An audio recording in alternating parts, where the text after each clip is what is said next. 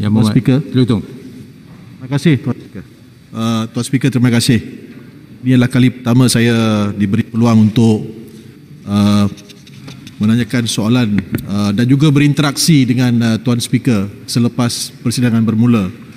Saya telah baru diserahkan dengan satu notis oleh pihak bentara yang mengandungi beberapa perkara yang telah dimaklumkan pagi tadi oleh Yang Berhormat Kota Baru.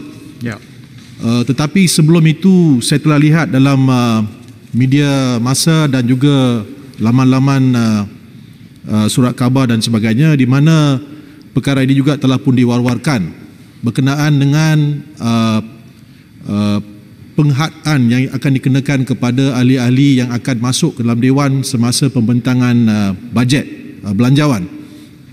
Saya cuma ingin tanya pertamanya, kalau perkara ini telah pun dipersetujui oleh pihak-pihak, nombor satu. Cuma nombor dua, kritikan yang sekarang dilontarkan adalah terhadap kritikan yang telah dilontarkan oleh pihak netizen adalah terhadap Tuan Speaker, dan saya menarik perhatian kepada perkara kedua, perkara pertama, maafkan saya. Kehadiran ahli yang berhormat adalah dihadkan kepada 80 orang sahaja pada satu-satu masa di dalam Dewan Rakyat, termasuk ahli yang akan berbahas, dengan pecahan pembahagian 41 pihak kerajaan dan 39 pihak pembangkang. Kenapa begitu, Tuan Speaker? Persoalan saya yang pertama. Dan memang saya tidak mahu membuat sebarang tuduhan, tetapi ia seolah-olah Tuan Speaker jangan salah faham, mengatur bilangan orang-orang yang akan berada dalam Dewan. Sepatutnya saya rasa, Tuan Speaker adalah seorang peguam yang terkenal. So saya hanya tidak mahu Tuan Speaker dikritik tanpa sebarang asas. So sebab itu saya ingin tanya, kenapakah tidak 40-40 bagi pihak pembangkang dan pihak kerajaan untuk ketika berundi dan sebagainya. Dan saya, mungkin perkara ini telah dipersetujui oleh pihak WIP, tapi saya cuma ingin mohon penjelasan. Ya. Kenapakah ianya tidak sama rata dan kenapakah ianya 41 di atas pihak kerajaan dan 39 di atas pihak pembangkang? Terima kasih Yang Mohd Jultung kerana memberikan saya peluang untuk memberi sedikit penerangan. Ya.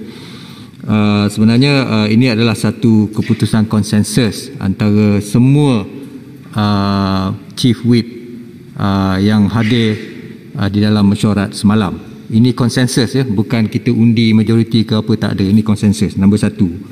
Nombor dua, sebenarnya kalau boleh saya berikan sedikit perbincangan yang semasa meeting tu, malah terdapat cadangan cuma 2 person saja dari satu parti yang hadir. 2 MP saja dicadangkan dari tiap-tiap parti yang boleh hadir. Saya yang fight untuk 100 orang. Saya. Ya. Kemudian setelah dibincangkan dan dinegosiat, maka kita konsensus 80. Saya yang fight untuk lebih, bukan orang lain. Itu nombor 2. Nombor 3, mengenai 80 orang ni, kita agree 41-39 ni untuk mencerminkan majoriti di dalam Dewan Rakyat sekarang. Itu semasa kehadiran dan perbahasan saja. Tapi kalau kalau ditakdirkan ada undi belah bahagian, maka kita dah setuju untuk membunyikan loceng 2 minit, ditempohkan lagi 10 minit dan bunyikan loceng lagi 2 minit supaya semua ahli-ahli parlimen yang berada di pekarangan parlimen, sama ada di bangunan mereka tu, dapat datang dan mengundi. So kita tak akan hadkanlah number pengundian kepada 80 orang sahaja, 41 di sini dan 39 ini, tak ada. Masa mengundi semua kita akan beri peluang 2 minit loceng bunyi, 10 minit kita tempoh, 2 minit lagi loceng bunyi supaya semua dapat hadir untuk mengundi. Jadi tidak ada apa tu orang kata pembohongan atau penipuan seperti yang saya tengok dalam Twitter tadi tu. Saya rasa itu salah lah, amat salah sekali. Bila dia cuma ambil yang 80 orang ni saja, tapi dia tak baca yang last ni. Yang last ni dia kata masa mengundi itu, maka masa mengundi itu semua orang boleh datang. Ini tak ada ni, tapi tadi dah ada dalam pemasyuran tu, kalau mengundi 2 minit dibunyikan loceng, 10 minit di tempoh, 2 minit lagi dibunyikan loceng, dan semua orang dibenarkan hadir untuk mengundi. Ya.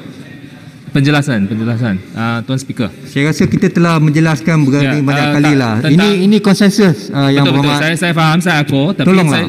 saya nak tanya, adakah sidang Dewan tu full day ke atau tetap masih half day? Kerana dengan langkah-langkah hingga pukul 2. Saya mohon Tuan Speaker timbang semula kerana, dan juga ketua-ketua WIP, kerana kita telah tadi dah mengambil langkah-langkah yang begitu ketat. Yang berhormat, ini keputusan secara konsensus semua Chief Whip. Betul Tuan Speaker, saya macam ni. Tapi tolonglah jangan revisit lagi. Tapi kita perlukan perbahasan daripada ni masuk lewat tadi. Benda dah selesai pagi tadi. Jadi semua masuk lewat, baru nak bahas lagi. Benda dah selesai dah. Rugi masa. Mari kita saya nak sambung. Tuan Speaker, terima kasih di atas penjelasan itu. Saya cuma ada satu lagi perkara. Kalau kita boleh, saya minta berhormat tolong sabar. Ya. Kalau kita boleh dibenarkan masuk ke Dewan ketika kita diperlukan untuk mengundi, kenapakah tidak kita dibenarkan untuk berada dalam Dewan ketika sesi bersidang? Sebab lama lah. Mengundi itu kita hadkan masa itu, mengundi kata 20 minit ke 15 minit. Rasionalnya tu kita tak nak expose kepada crowd yang ramai dalam masa yang lama. Itu rasionalnya. Ya. Saya ada sedikit pemakluman lagi mengenai press conference besok ni. Ya, ahli-ahli yang berhormat, seperti ahli-ahli yang berhormat sedia maklum, besok Jumaat 6 November 2020 adalah pembentangan belanjawan 2021 di Dewan Rakyat. Saya ingin maklumkan bahawa sidang media selepas pembentangan belanjawan 2021 akan dibuat di Dewan Banquet, blok utama Parlimen Malaysia. Sebahagian daripada ahli-ahli yang berhormat jemaah menteri akan membuat dahulu sidang media, dan selepas itu diikuti oleh ahli yang berhormat dari backbenchers, dan kemudiannya saya menjemput yang berhormat Ketua Pembangkang serta juga ahli-ahli yang berhormat dari pihak pembangkang dan bebas untuk mengadakan PC di situ juga. Ini adalah kerana sebab COVID ni pemberita-pemberita dihalang daripada memberhentikan ahli-ahli yang berhormat untuk interview di tepi-tepi lorong-lorong di sebelah ni dan sebagainya. Jadi kita buat PC itu di satu tempat. Saya juga ingin menasihatkan ahli-ahli yang berhormat yang tiada keperluan mendesak di kawasan masing-masing untuk terus kekal di sekitar Kuala Lumpur dan tidak pulang ke kawasan ahli-ahli yang berhormat memandangkan kes penularan wabak COVID-19 yang semakin meningkat di seluruh negara. Ini juga adalah nasihat daripada Tan Sri yang bahagia, Tan Sri Director General of Health. Ini adalah demi kebaikan dan kemaslahatan semua pihak agar kita sama-sama terhindar daripada wabak yang membawa maut ini. Sekian, terima kasih. Penjelasan